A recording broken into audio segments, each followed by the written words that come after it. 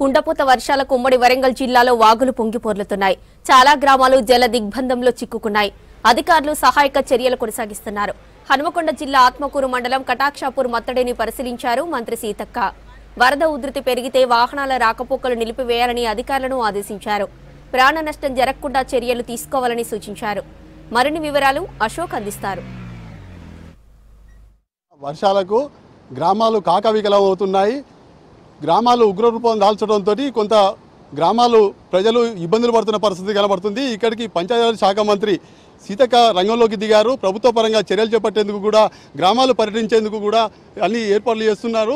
గ్రామాలలో ఎట్లాంటి పరిస్థితులు ఉన్నాయి, ఏం చర్యలు చేయబోతున్నారో తెలుసుకునే ప్రయత్నిద్దాం. మేడం చెప్పండి, ఈ వర్షాలతోని గ్రామాలన్నీ కాకవికలం అవుతున్నాయి, వాటికి ఎట్లాంటి చర్యలు చేపట్టబోతున్నాయి? గత 2 రోజుల క్రితమే ఆల్రెడీ మన రాష్ట్ర స్థాయిలో కూడా కలెక్టర్లందరికీ మరి సిఎస్ గారు ఒక అంటే మార్గనిర్దేశం చేయడం జరిగింది, గైడ్లైన్స్ ఇవ్వడం జరిగింది. ఈరోజు సీఎం గారు కూడా రంగంలో దిగి మరి రాష్ట్రంలో ఉన్నటువంటి అన్ని కలెక్టరేట్ల నుంచి కూడా వారు వీడియో కాన్ఫరెన్స్ తీసుకొని మరి ఎలాంటి జాగ్రత్తలు తీసుకోవాలో కూడా చెప్పడం జరుగుతుంది. అయితే నిన్న పొద్దున్న నుంచి కూడా మన ములుగు ప్రాంతంలో కురిసినటువంటి వర్షాలతో మేము ఆల్రెడీ అలర్ట్గా ఉన్నాం. అంటే ఈ వరదల యొక్క బాధ ఏందో మాకు దాదాపుగా 4-5 సంవత్సరాలుగా కూడా గోదావరి వచ్చినప్పుడు కానీ ఇటు జంపన్న వాగు వచ్చినప్పుడు మాకు ఆ అనుభవంతో మేము ముందస్తుగానే 2 నెలల క్రితమే మండలాల వారీగా మండలంలో ఉన్నటువంటి అధికారులతోటి ఒక్కొక్క 5-5గురితోటి టీం ఏర్పాటు చేసినాం.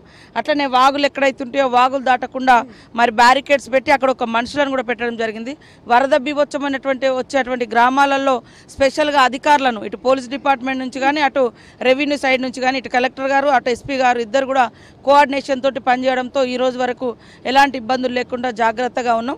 మీ ఛానల్ ద్వారా రాష్ట్ర ప్రజలకు కానీ అదేవిధంగా అధికారులకు కానీ అందరికీ తెలియజేస్తూ ఉన్నాం. ఇలాంటి వరద అటు ఖమ్మం కానీ అటు మనుగూరు కానీ ఇటు మహబూబాద్ కానీ మిగతా చోట్ల కూడా చాలా బీభత్సంగా కాలనీలలోకి ఇళ్లలోకి కూడా నీళ్ళు వచ్చినాయి. దారింట కూడా వాగుల కాడ కూడా ఇబ్బంది ఉంది. ఇప్పుడు మన వాగు కూడా చూస్తే ఇప్పుడు ఈసారి మొదటిసారి ఇది వరద రావడము ఏది ఈ వాగు మీద. కానీ వరద ఎక్కువ ఉన్నప్పుడు దయచేసి ఎవరు కూడా వాగులు దాటే ప్రయత్నం చేయొద్దు. అక్కడ ఖచ్చితంగా బ్యారికేడ్స్ పెట్టి పోలీస్ అధికారులు లేదా ఎవరినైనా ఒక ఇంపార్టెంట్ గవర్నమెంట్ అధికారులను అక్కడ నియమించుకోవాలి. అట్లా దాటిపోవడం మూలంగా ఇప్పుడు ఇక్కడ చూస్తే ఈ వరద తక్కువ కనబడుతుంది. పైన వర్షం పడ్డది అనుకో, ఆ ఫ్లోటింగ్ వస్తే సడన్గా నిమిషాలల్లో వాగొచ్చి కొట్టుకోబోతున్నారు. మనం చూసినా ఇప్పటికే కార్లు కానీ అటు చెర్ల సైడ్ 2 ఆదివాసీలు అక్కడ వరదలలో మునిగి చనిపోవడం కానీ, బస్సు కూడా ఇప్పటిదాకా అక్కడ మరి నెక్కొండ కేసముద్రం ప్రాంతంలో వాటర్తో ఆగిపోయినటువంటి పరిస్థితి. కాబట్టి దయచేసి ఈ వరద పరిస్థితులలో ఎవరు బయటికి రావద్దని కోరుతా ఉన్నాం. మరి అన్ని జిల్లా కలెక్టరేట్లలో కూడా గవర్నమెంట్ తరఫున మరి కంట్రోల్ రూమ్స్ ఏర్పాటు చేసి ఒక స్పెషల్ నెంబర్స్ కూడా అలాట్ చేయడం జరిగింది. అందరు అధికారులు చిత్తశుద్ధితో పనిచేస్తున్నారు. ఇంకా కూడా మరి ప్రజలు కానీ స్వచ్ఛంద సంస్థలు కానీ మా కాంగ్రెస్ పార్టీ నాయకులు కార్యకర్తలు కూడా రంగంలోకి దిగి వరద బాధ ప్రాంతాలలో పర్యటించి వారిని మనం సపోర్ట్గా ఉండాలి, ధైర్యం చెప్పాలి, ఆదుకోవాల్సినటువంటి అవసరం ఉందని తెలియదు. ఇప్పుడు మహబూబాద్లో చూసుకుంటే రావిలాలపల్లి, జలగలంచపల్లిలో ఈ పల్లీలలో ప్రజలు బాగా ఇబ్బంది పడుతున్నారు. వాళ్ళని ఏమన్నా సేఫ్టీ ప్లేస్లకు తరలించే అవకాశం ఉంది?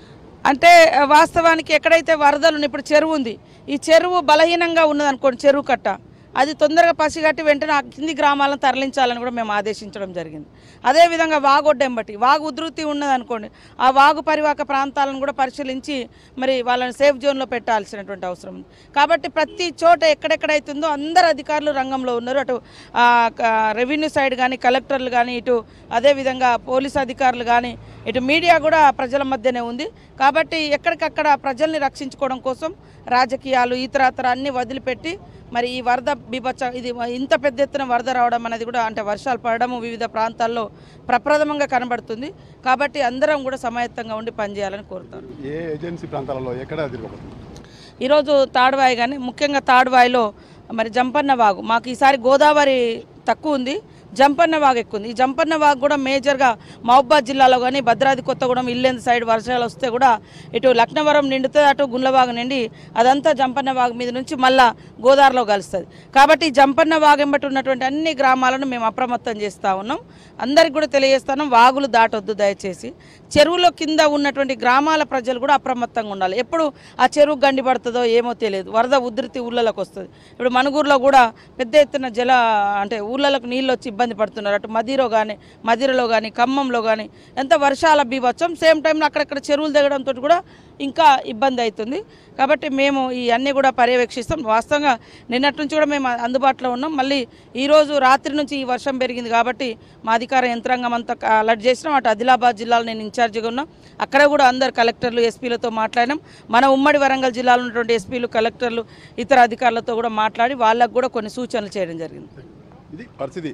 మొత్తానికి ఉమ్మడి వరంగల్ జిల్లా వ్యాప్తంగా ప్రజలు అధికారులు రంగంలోకి దిగారు. ఎవరు కూడా ఇబ్బందులు కలగకుండా లోతైన ప్రాంతాలకు ఎవరు కూడా వెళ్లకుండా సేఫ్గా ఇళ్లలోనే పరిమితమయ్యారు. అత్యవసర రీత్యా మాత్రమే బయటికి రావాలి. అధికార యంత్రాంగాన్ని ఎప్పటికప్పటికి అప్రమత్తం చేస్తున్నామని సీతక్క చెప్తున్నారు.